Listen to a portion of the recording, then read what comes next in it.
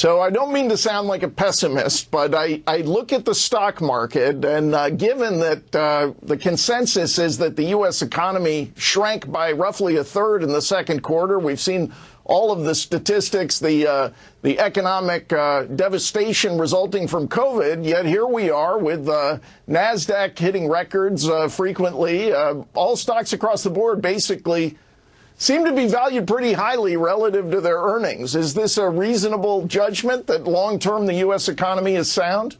The second thing I'm worried about, keep an eye on the big companies. Two phenomena. If you remember March, April, we got hit very hard, and we all underestimated how hard that hit was.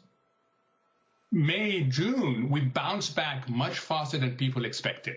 So the error was on both sides, and I think that has to do with models that are not able to capture this historic shock. I've been cautious because despite there being some really attractive companies in terms of themes, and by that I mean strong balance sheets, the world is coming to them, the themes are good, the valuations are high. So I have been overly cautious. Mm-hmm. And I remain cautious because of valuations. Don't get me wrong, there's a lot to like in various companies here. It's just that valuations have gone really far, really fast.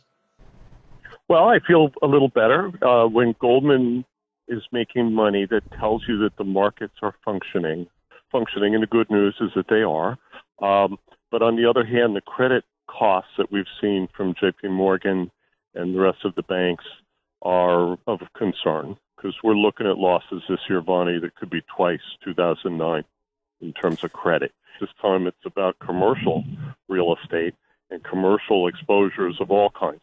You saw the way the markets reacted. We had 2 weeks of death and destruction at the end of March, and then we had one of those great buying opportunities in April. Control position, if the new cash coming in has influence on management, then of course it's material. I mean, we are going to print money. We're going to do probably $3.2 trillion in residential mortgages this year, mostly rate refis. That puts cash back in the households. That's a beautiful thing. Right. So The whole narrative is flipped over. And I think, for a while, it's going to be very helpful. Multifamily, too. Most of those assets are fine. And I think they'll continue to be very attractive for investors. The big question is commercial.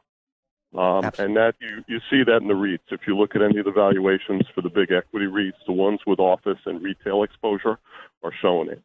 Right. It's stark, frankly, the difference between different sectors. Yep. If you own warehouses, you're a genius. Yep. Why does it matter so much? Well, it matters so much because if there is no price stability, then clearly the economies cannot function in a sustainable, in a solid way.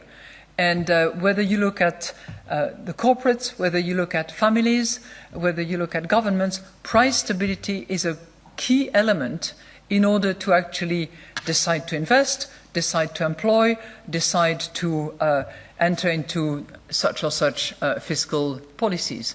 So price stability, which itself includes multiple factors,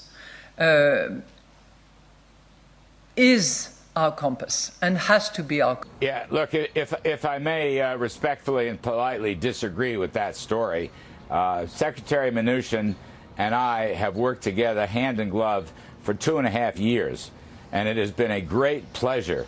And we work on a daily basis. We're in the same meetings all the time. We discuss, maybe somebody in the West Wing doesn't understand this, we always discuss different ways to implement the president's policies. All right, and he might have an idea, I might have a different idea. All right, he might have a context, I might have a different context. But we work hand in glove together. There is no epic struggle. Larry Kudlow and I have been good friends and colleagues for years and work closely together. The idea that we are in a civil war is truly absurd. Mnuchin wants to keep and extend the unemployment insurance plus that $600 check. He wants to still give that to people, those stimulus checks, wind them down over the course of the year, but still give them.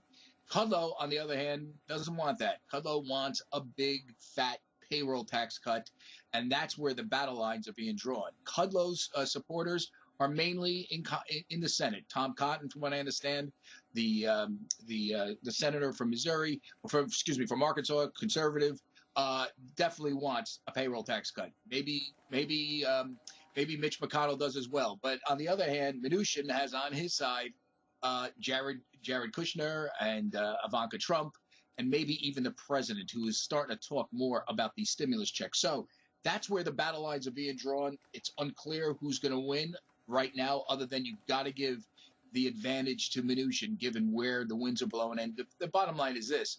A lot of people who support this stimulus package say, if we're going to get anything through, we're not going to get through a payroll tax cut, because Nancy Pelosi will not approve a payroll tax cut and give Donald Trump a pre-election victory. So that's where this thing is coming down to. I really think Mnuchin has the edge here, but it is a battle pitting the hearts and minds of supply-siders on the Kudlow camp, and that would be people like Art Laffer and maybe Steve Moore, against Mnuchin, and who's backed up by Ivanka and Jared.